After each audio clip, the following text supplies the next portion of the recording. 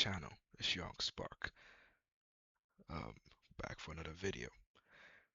So, I wanted to talk a little bit about the NBA Finals that just kicked off yesterday. Um, I had originally wanted to get this video out before the series started so I can give my initial predictions, thoughts on how things are going to go. But, you know, when life gives you lemons, right? We had one game in the books, so it kind of gives me a little bit more data to work with in terms of the matchups and how things are going to go. But overall, my opinion hasn't really changed on who I expect to win the series. But I think it's going to be a close series, as most of you think, and it should be an exciting one.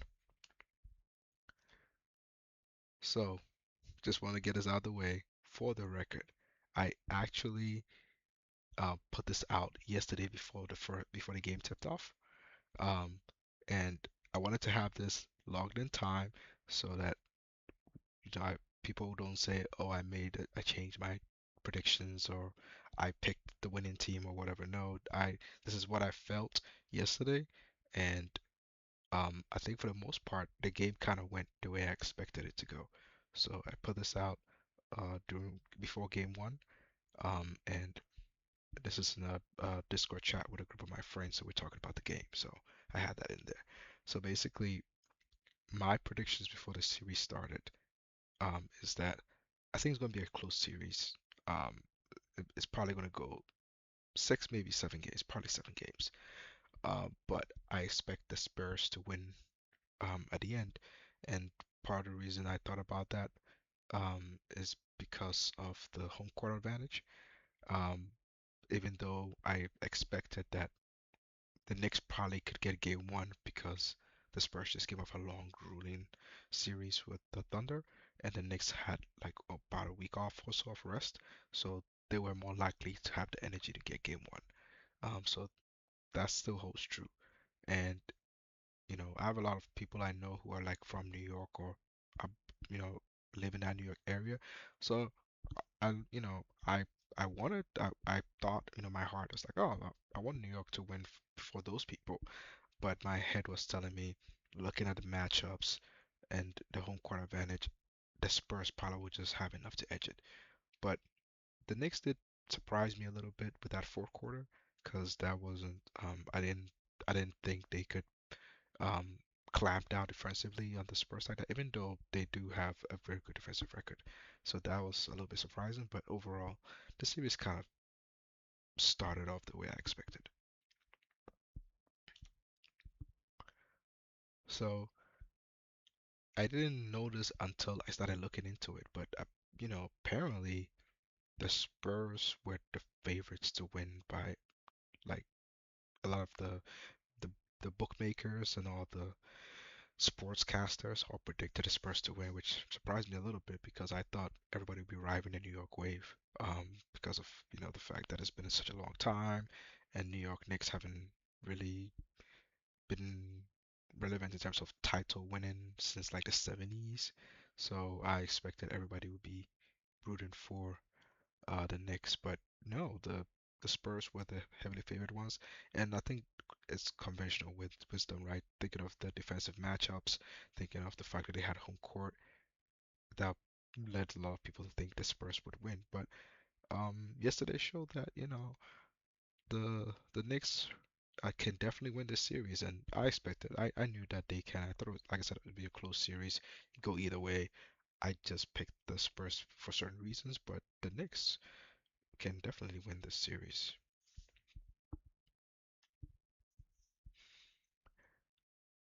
As I mentioned earlier, this went into my prediction, thinking about, Spurs having um, gone through a gauntlet in the West, as opposed to the Knicks who've had, you know, an easier route. They kind of, the Cavs were no contest, so they had, yeah, pretty much a week and a couple of days of rest, whilst the Spurs pretty much had, I think, maybe 3, 4 days, and then they had to get back into it. So that makes sense. So I kind of expected that to come into play, especially in game one, and it did. And the Knicks took advantage in the fourth quarter. What surprised me about the game was that when I was watching it, especially mm, after the first quarter, maybe the second or third quarter. The Spurs defensively looked like they were locking in on the Knicks on the perimeter. Like the Spurs guards and wings were doing a good job of preventing the Knicks from getting off their three-point shots and getting into their offense rotation or offensive setups in place. So that looked like when the Spurs were clamping down, they were building up that lead. I was thinking, okay, this is where New York might struggle a little bit because the Spurs defensively have the talent to be a very elite defensive team in the future. They're a very young team, but they have that kind of talent. They have um, long wing play in terms of defense and guards as well. So that's what it looked like to me.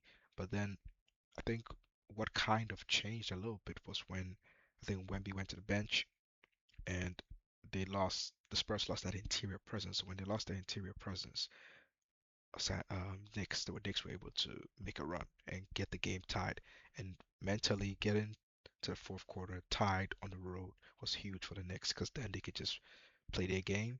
They could lock in defensively, and the Spurs struggled offensively in the fourth quarter. And I think part of it is Wemby did not have a great offensive night, especially in the fourth quarter. I think he was a little bit passive sometimes when the offense, especially late in the game when they were close, he was passive, a little passive offensively. But yeah, the Spurs I think struggled offensively in the fourth quarter. And I think the Knicks locked in defensively, especially on the interior, and Wemby did not have a great game per se.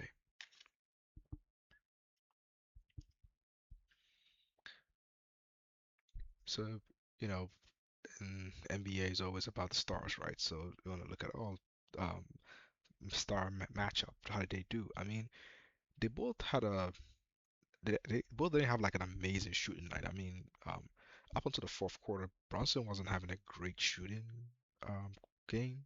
He struggled a bit in the second, and third quarter, especially. And I know he banged his knee and his ankle, so that was part of it. But I think in the fourth quarter, especially when Wemby was out the game and he could get more into the paint, I think he got into a rhythm. So when the game came, um, when closing time came, he was in a rhythm and was able to make some good tough shots and close out the game. So definitely he did his part, overall over the night, and he also had help.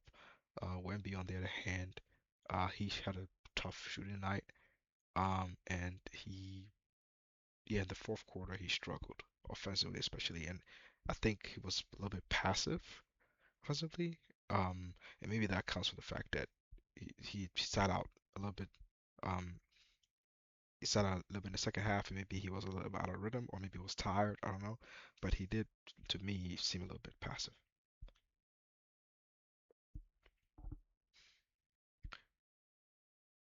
So one thing that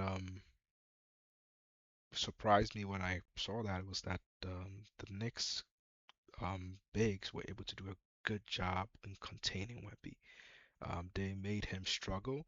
They're very big and physical, so Wemby's a very slight, skinny guy, right? He's more of a finesse big. He's not a, you know, uh, post up, big body, get in the paint kind of big, right? He's young. He might fill into that, but right now he doesn't have that.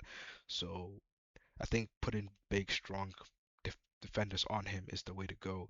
You keep him from getting to spots, especially in the paint, and then he has to shoot outside. He's a good shooter outside, but he's not in rhythm. He struggles. And again, he's a young guy, so those things may come later down the line. But right now, I think the Knicks, Towns and Anobi did a good job on him defensively and caused him to struggle as well. Another guy, and also a hero in the game was Josh Hart. I mean, um he had a good game. I think, he was definitely helping them in an interior with rebounds, defensively and offensively, especially defensively. He helped them protect the paint after the rebounds, and he had a very good plus or minus game high plus or minus, and I think his rebounding helped um, tip the balance, get the Knicks more possessions. and take away possessions from San Antonio, and that helps the Knicks build up that lead in the fourth quarter. So um, Bronson's gonna get the plaudits because he's the star. He made the big shots at the end of the game, but Hart definitely um, was also very important to get Knicks that game one victory. So I think um, I think De'Aaron Fox didn't have a great game. He struggled for shooting, and that might be because of the Knicks' defensive work on him. But also, I sometimes we have to remind ourselves the Spurs are a very young team, and sometimes with young teams, when they get to the NBA Finals, it's their first time. They don't have the ability to compose themselves and the ability to um, slow down a game and play with patience, and they take tough and rush shots, and sometimes it they struggle. We've seen this over the time. A lot of you know better players than these guys have been in the finals and struggled. We can go down the list, LeBron, and other folks like that. But I think they just game one they didn't have good. Well, the Aaron Fox didn't have a good shooting night. Stefan Castle was okay. He had a decent shooting night. He was actually decent, but maybe could have been more aggressive.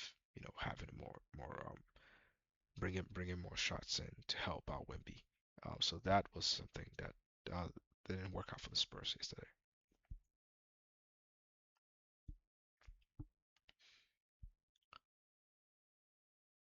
So within two, this was when in a lot of sports, even the NFL, right? They talk about a 2 minutes, 2 minute drill, right? The last 2 minutes of a game. How do you execute your offense to make sure you get good possessions and get points? In the NBA, it's kind of similar thing. NBA, a lot of times people joke that the NBA games don't really matter until the last like 2 minutes, right? Sometimes even the last minute, because sometimes the game could be like they could be like 20 points ahead, and all of a sudden in the last 2 minutes it's a tie game. So the last 2 minutes obviously are important, and I think you can see that the Spurs kind of lacked offensive execution down the stretch. Like when the game was there to be won and it was a close game, I think that the Spurs had made a run back into the game, took the lead with 2 minutes 16 to go. And then from that point onwards, they just didn't execute offensively. They barely got any shots after that, really. You see that the Knicks Brunson hit a three, Bridge gets the free throws, Wemby turns the ball over, Knicks, Brunson hits another shot, game's done. And you can say that's experience. Maybe Brunson and the Knicks having more experience. You could say they had, they had the rest advantage because they've been fresher because they had more time off. Whatever the reason is, all you could say is the Spurs naivety in terms of being youthful and not executing and taking care of the ball properly. You get all that reasons, but the fact of the matter is they didn't execute down the stretch, and that's what really cost them game one. In a tight series like this, if you don't execute down the drain, you're not going to win. So at the end of the day, I think, like I mentioned at the top, this is a tight series. It should be a fun series. Hopefully, there are more closer games throughout the series. Basically, the Knicks did what they do.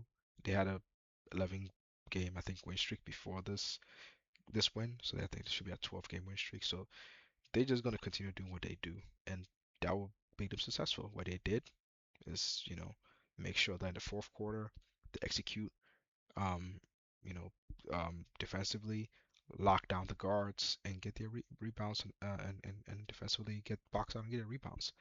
If they do that, and then the bigs continue to keep Wemby on the perimeter, the Knicks probably take the series. But like I predicted, game one was more likely that there for the Knicks to take anyways due to the conditions of the Spurs coming off a grueling series and not enough time. I mentioned at the top. More likely, and this is my expectation, is that the Spurs will make some adjustments. The backcourt of especially Fox will get a shooting going, and they need to continue to guard the perimeter well, keep the Knicks from making those threes, and also Wemby needs to, of course, do his job in the interior defending, but also get more aggressive offensively, especially down the stretch for them to have a chance. And my expectation is that the Spurs should get game two, making the series 1-1 going into the game three. Um, goes without saying, if the Spurs don't get game two, then the series is pretty much done. So San Antonio has to get game two, and then from there the series is on. I mean, ladies and gentlemen, I mean we do have a series. I mean, the Knicks took game one, so the series already kicked off, and then we have a series, and it's up to the Spurs to get game two. If they do, then then we have a tied game going into game three. So that's pretty much my thoughts on the NBA Finals game one. I hope this series is as exciting as we expect, and then we'll have some good times watching the game. So excited to see what happens in game two tomorrow, and I'll be back here to break it down after the games. So thanks for tuning in. I hope you enjoyed this discussion, this analysis of what happened in game one, and my thoughts on the series as a whole. Hasn't really changed my thoughts as a whole, but we'll see what happens after game two. Well, thank you for coming by. Hope you enjoyed the content, and I'll catch you down the line. And remember, Jesus loves you.